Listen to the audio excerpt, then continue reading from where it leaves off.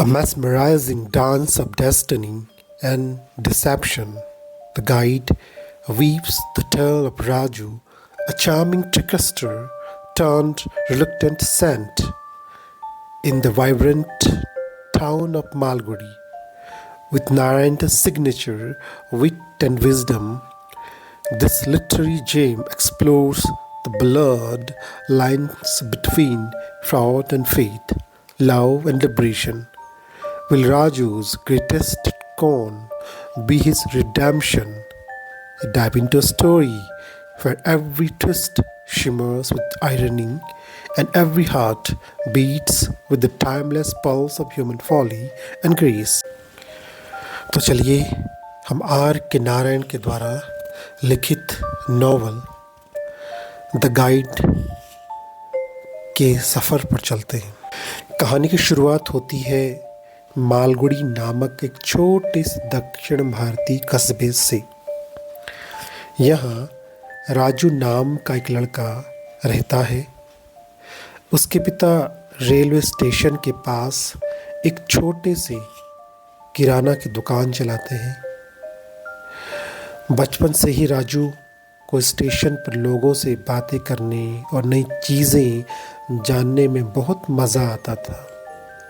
धीरे धीरे वह रेलवे स्टेशन पर आने जाने वाले यात्रियों के लिए टूरिस्ट गाइड बन जाता है। अपनी मीठी बातें और चालाकी से वह टूरिस्ट्स को बहुत अट्रैक्ट करता है और अच्छी खासी कमाई भी कर लेता है। एक दिन राजू की मुलाकात एक प्रसिद्ध डांसर रोज़ी से होती है। रोज़ी अपने पति मार्को के साथ मालगुड़ी आई थी। मार्को इतिहास का रिसर्चर था और प्राचीन गुफाओं का अध्ययन कर रहा था। मार्को रोज़ी की नृत्य कला को कभी भी इम्पोर्टेंस नहीं देता था और उससे बेरुखा व्यवहार करता था। राजू को रोज़ी की नृत्य कला और सुंदरता से बेहद प्रेम होता है।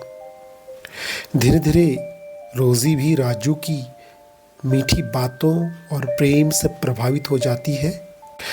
राजू मार्को से रोज़ी को अलग कर देता है। रोज़ी को उसका असली नाम फिर से मिलता है, नलिनी। राजू उसे एक महान डांसर बनाने में मदद करता है। रोज़ी का डांस बहुत फेमस हो जाता है और खूब पैसे कमाने लगती है। राजू अब सिर्फ गाइड नहीं बल्कि उसका प्रेमी और मैनेजर भी बन जाता है।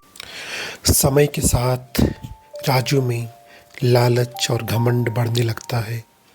वह रोज़ी के पैसों पर ऐश करता है और खर्चीला हो जाता है। रोज़ी से झूठ भी बोलने लगता है।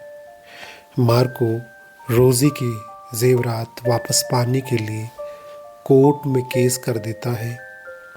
राजू दस्तावेज़ों में हेर फेर कर देता है। जब सच सामने आता है तो राजू को धोखाधड़ी के आरोप में जेल की सज़ा मिल जाती है। रोज़ी इस घटना से टूट जाती है और राजू से अलग हो जाती है।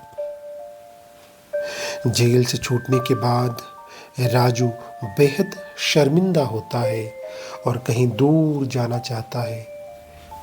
वह एक अनजान गांव में पहुंच जाता है। गांव वाले उसे साधु समझ लेते हैं। पहले तो राजू चुप रहता है, लेकिन बाद में वो साधु का अभिनय करने लगता है।